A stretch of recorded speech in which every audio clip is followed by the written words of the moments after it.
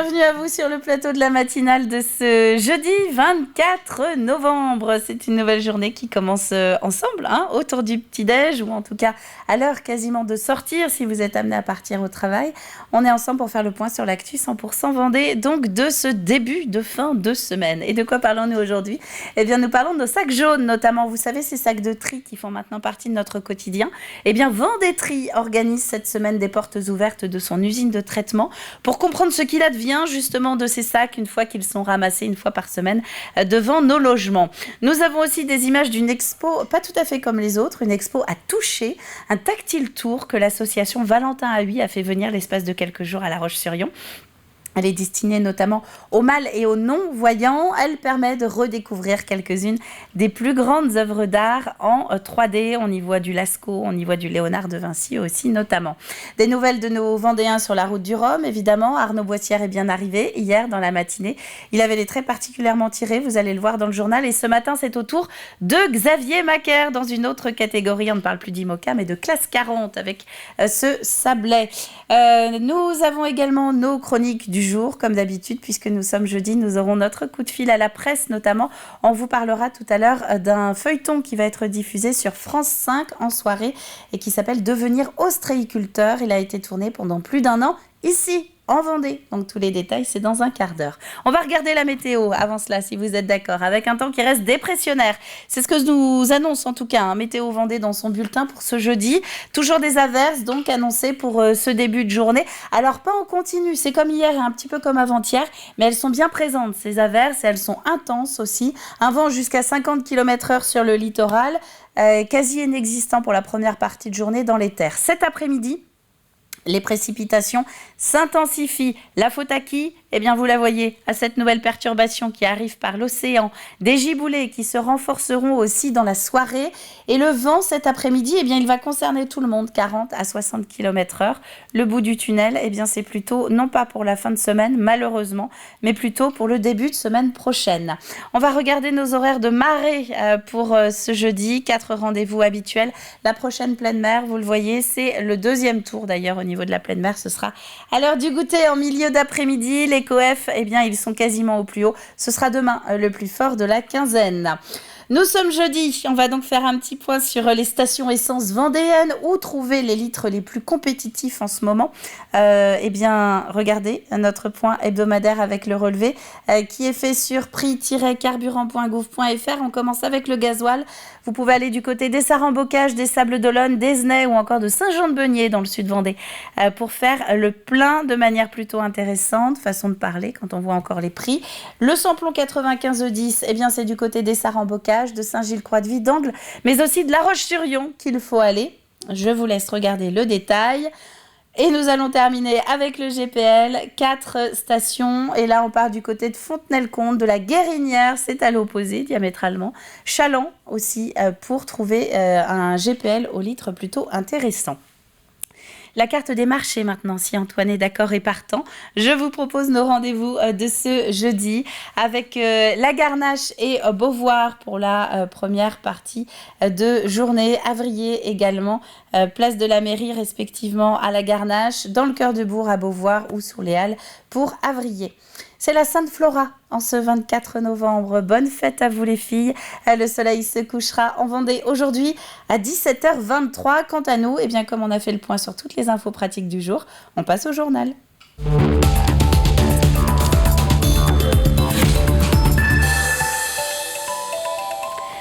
Le geste est devenu un réflexe et pourtant, est-ce que vous savez ce que deviennent vos sacs jaunes une fois qu'ils ont été ramassés devant votre logement ? Eh bien, ils partent à la Ferrière pour être triés dans une usine qui a été construite en 2017.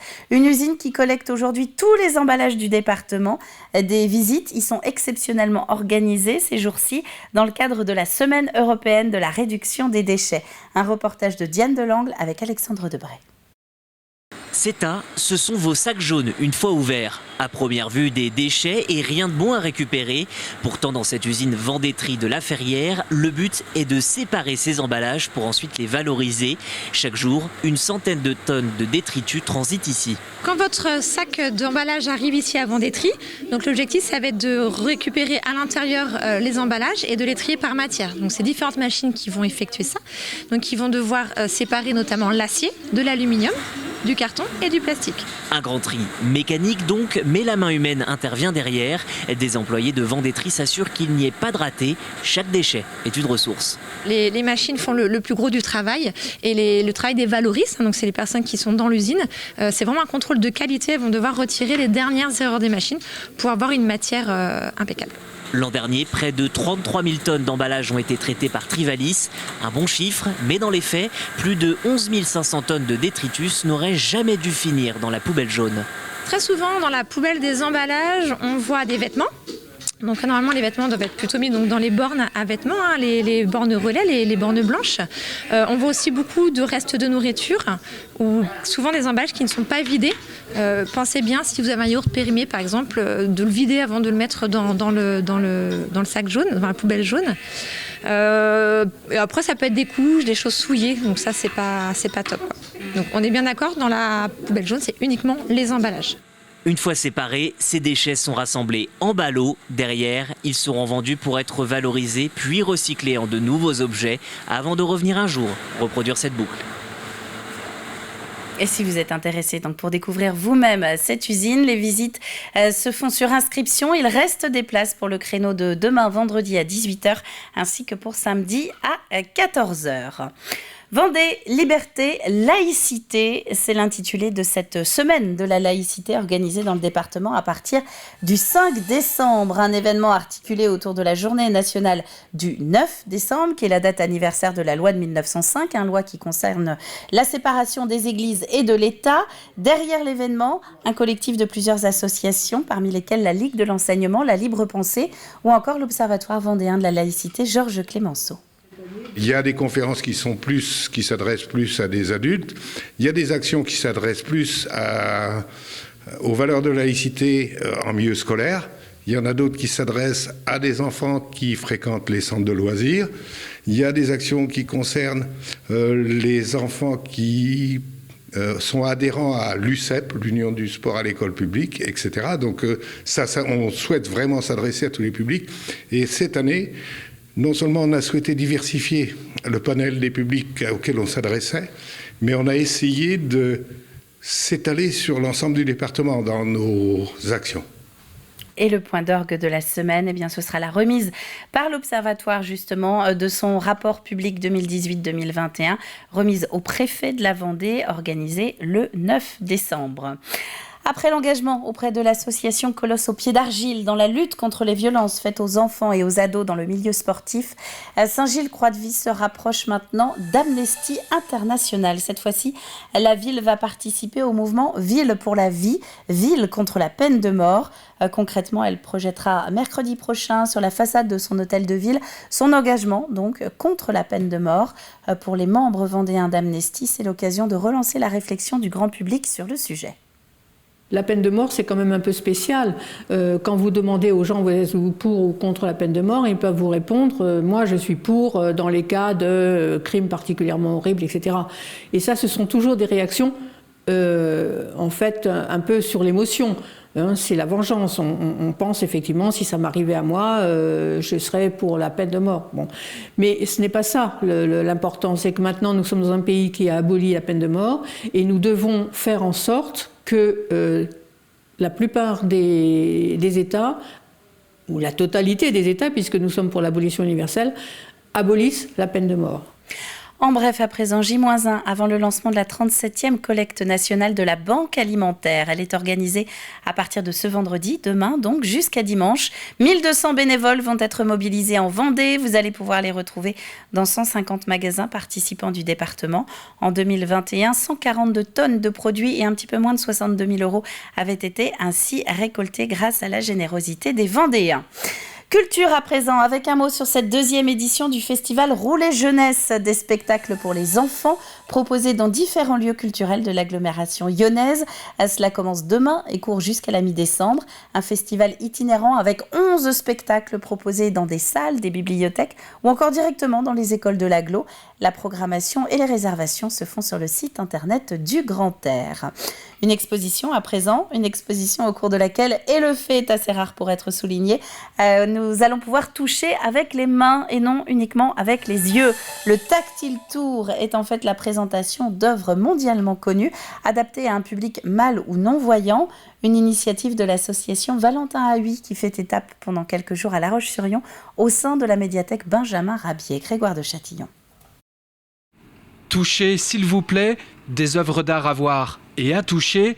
Jean-Marie Berthelin, lui, est malvoyant. Ici, le temps de cette exposition, vous trouverez des œuvres adaptées non seulement aux malvoyants comme lui, mais aussi aux personnes totalement privées du sens de la vue. La culture doit être ouverte à tout le monde, d'autant que finalement les aveugles, enfin certains aveugles ou malvoyants vivent assez isolés.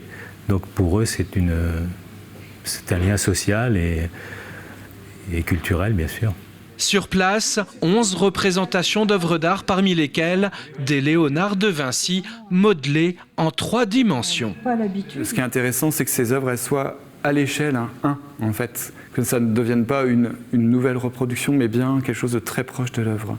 Une œuvre accessible, bien faite, doit permettre aux non-voyants et aux voyants de partager un moment ensemble.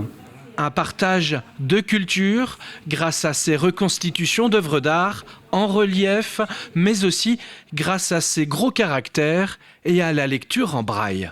Là, par exemple, vous avez la chute d'Icare et donc vous avez l'explication en gros caractères pour les malvoyants, ici, et la représentation en braille de l'autre côté. L'accès à l'art et à la culture est au cœur des actions de l'association Valentin Huy. Le département de la Vendée compte aujourd'hui 600 aveugles ainsi qu'11 000 malvoyants. Et le Tactile Tour est donc visible à La Roche-sur-Yon jusqu'au 3 décembre à la médiathèque Benjamin Rabier. Du sport à présent, avec cet engouement pour le triathlon qui ne se dément pas, pour le triathlon de haut niveau plus précisément, puisqu'on a appris il y a quelques jours que les inscriptions pour l'Ironman des Sables d'Olonne étaient déjà closes, et ce, 1 mois après leur ouverture, 9 mois avant leur tenue, puisque ce sera en juillet prochain. Tous les dossards ont donc été attribués. On est très heureux de pouvoir être complet après 1 mois seulement d'ouverture. Alors c'est un exploit, mais depuis la création en 2019, c'est, on va dire, monnaie courante, puisque les Sables d'Olonne ont l'habitude d'être rapidement complets. Donc de nouveau, cette année, on est effectivement sur 3200 dossards distribués en 1 mois seulement. Donc grande satisfaction, et c'est aussi dû en partie au travail de toutes les équipes qui sont présentes pour mener à bien cet événement. Et cet Ironman 70.3, ce sera le 2 juillet prochain au Sables d'Olonne. Les participants vont avoir à boucler 1900 mètres de nage, suivi de 90 km à vélo dans la forêt domaniale des Olonnes, avant de terminer par 21 km de course à pied sur le Remblai. Et puis des nouvelles de nos skippers vendéens engagés dans la route du Rhum en classe 40. Xavier Macaire, qui est rattaché au port des Sables d'Olonne, contourne actuellement la Guadeloupe. Il est à la pointe sud, très exactement, de l'île. Il n'est pas le prochain à franchir la ligne d'arrivée. Normalement, il y a Simon Coster qui est juste avant, mais le Sablé sera donc à la 5e place de la catégorie. Chez les IMOCA, Manuel Cousin, lui, est toujours 30e. Il est à 370 000 de l'arrivée. Quant à Arnaud Boissière, il a bien accosté hier dans la matinée à Pointe-à-Pitre. Cali termine 17e de sa catégorie après 2 semaines en mer. C'était la 3e route du Rhum que le Sablé bouclait, celle où il a été d'ailleurs le plus rapide, et cette édition 2022 n'aura pas été des plus reposantes. Écoutez. J'ai pris le départ de 4 routes du Rhum, j'en abandonne une, tu vois, donc je suis pas trop malin. Donc non, et puis quand j'ai vu les avaries de tout le monde, j'ai bien eu boule pour Fabrice quand j'ai vu ce qui lui arrivait. Damien, Louis, ils m'ont écrit aussi, c'est jamais bon quand tu vas à côté des avaries, donc voilà. J'essaie de rester concentré sur mon bateau, sur mes objectifs, et puis à peu près le scénario que j'avais imaginé dès le départ, et puis après, il a fallu être opportuniste à des moments. Arnaud Boissière particulièrement marqué à l'arrivée, vous l'avez vu sur les images, après 2 semaines intenses de course transatlantique. Voilà pour l'actu du jour. On va passer maintenant à la météo détaillée de ce jeudi matin. On l'a dit tout à l'heure, le programme ne change pas. Toujours des averses ponctuelles au cours de ce début de journée, ponctuelles mais intenses, faites attention.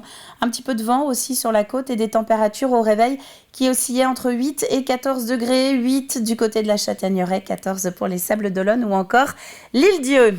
Voilà pour le flash de ce jeudi. On va maintenant retrouver nos traditionnelles chroniques. Alors au programme, je vous propose de retourner au musée, et oui, un petit peu comme dans le journal, mais pas dans le même. On va parler ostréiculture aussi, ça c'est avec le coup de fil à la presse et la suite du jeu évidemment.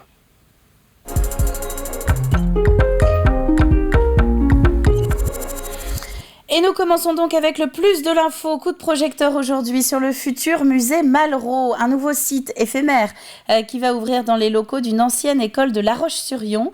Dans quelques mois, nous allons y retrouver les plus belles pièces de la collection lyonnaise. Écoutez.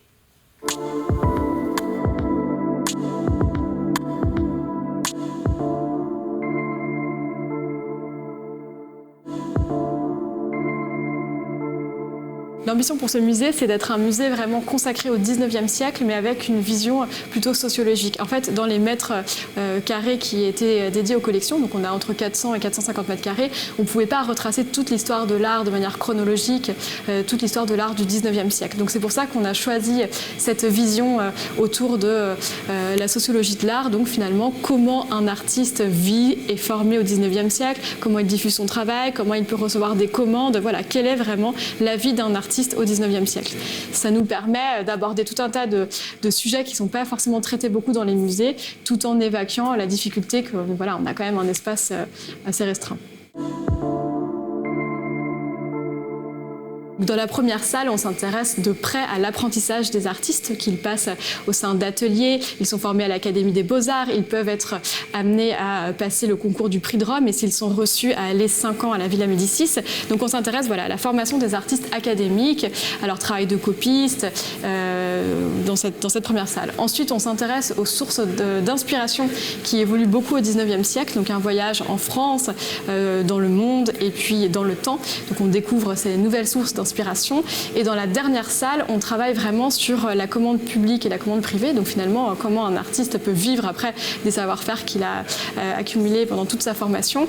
Et on aboutit à une salle qui traite du salon annuel de peinture et de sculpture. Donc vraiment le moment fort de la vie culturelle au 19e siècle, surtout dans la seconde moitié du 19e siècle, avec des salons qui sont fréquentés par des milliers de gens, qui sont vraiment des événements mondains lors de l'inauguration et pour lesquels les artistes se battent pour avoir des places intéressantes sur les cimaises du salon. Il y a une autre salle qui est éminemment destinée aux enfants avec Benjamin Rabier et puis les autres salles avec des expositions qui changeront peut-être au fur et à mesure du temps.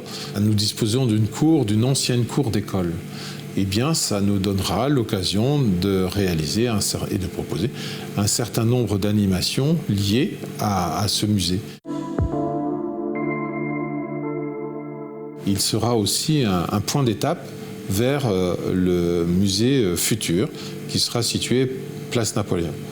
Dire ce que deviendra le site, je ne peux pas vous le dire puisqu'il n'est pas encore ouvert. Donc on verra ce que ça donnera. Et je pense que évidemment, il conservera peut-être dans toute la mesure du possible un caractère culturel. Et rendez-vous donc à partir du printemps prochain, rue du Président de Gaulle à La Roche-sur-Yon pour découvrir ce musée. On va appeler des confrères maintenant.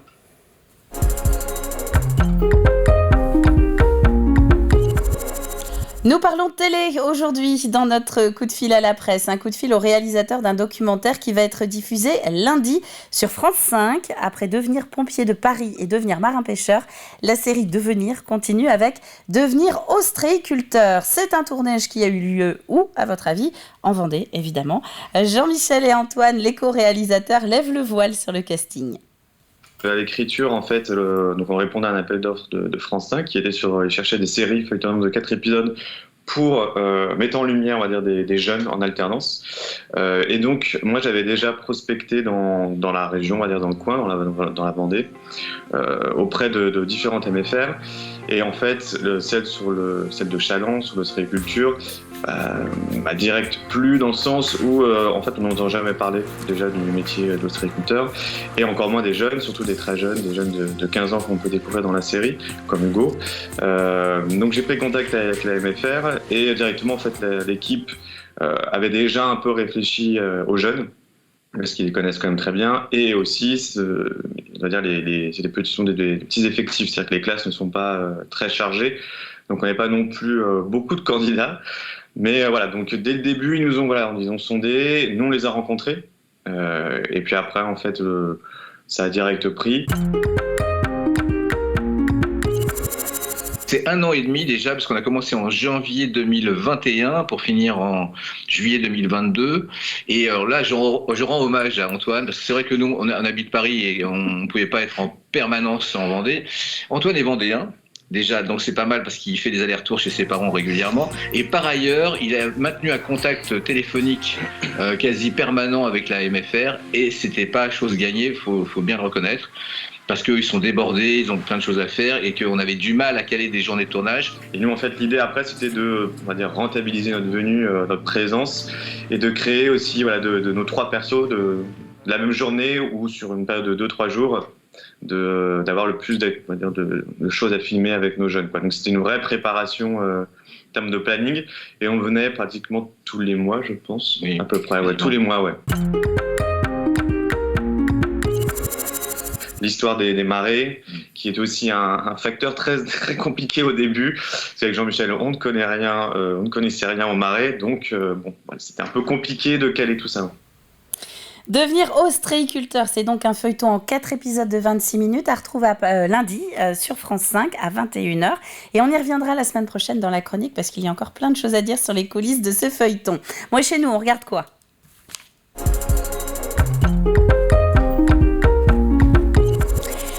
Eh bien, je vous propose un aperçu de Comme toujours, diffusé samedi. Jérôme Aubineau et sa bande parlent vélo cette semaine. Claudie Tricoire est même venue jusque dans nos studios à 2 roues.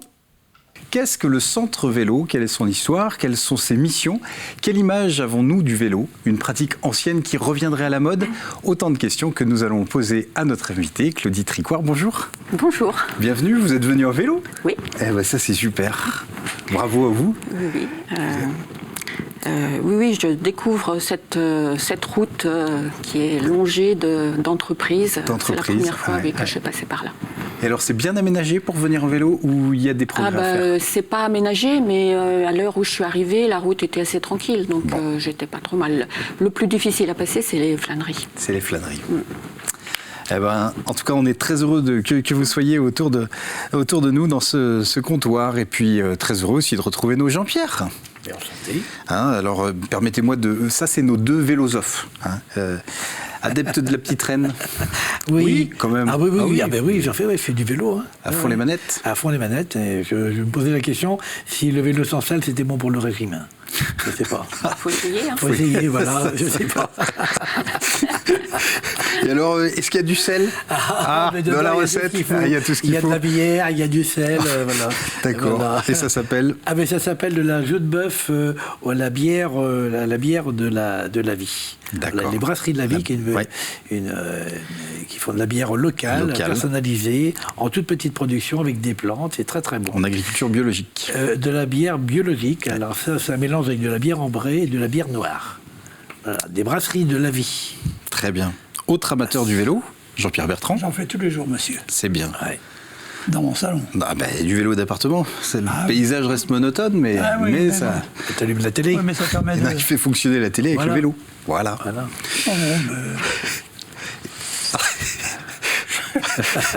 Je vais dire, c'est vrai que c'est un peu monotone, mais on n'a pas de voiture qui arrive en face. C'est ça. Vous n'avez pas le ventilateur naturel créé par le déplacement. Un bon avantage, c'est que quand j'en ai marre, j'ai pas la route à refaire dans l'autre sens. Et c'est un comme toujours à retrouver en intégralité samedi sur l'antenne ou à la demande sur nos différentes plateformes. On passe au jeu maintenant.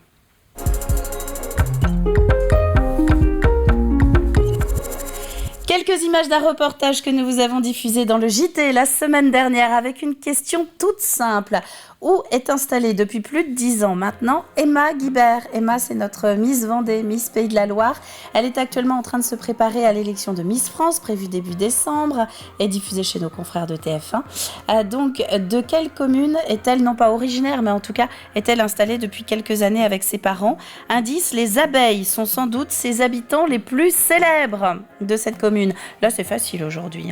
Un gagnant qui sera tiré au sort demain après-midi parmi vos bonnes réponses. Il repartira avec 2 places pour assister à un match de la saison du Vendée Chaland Basket, le VCB. On va se quitter là-dessus. Je vous souhaite à tous une très très bonne journée, un très bon jeudi. On se retrouve demain dès 7h en direct pour faire un nouveau point sur l'actu 100% Vendée de la journée. D'ici là, très bonne journée à tous et à demain.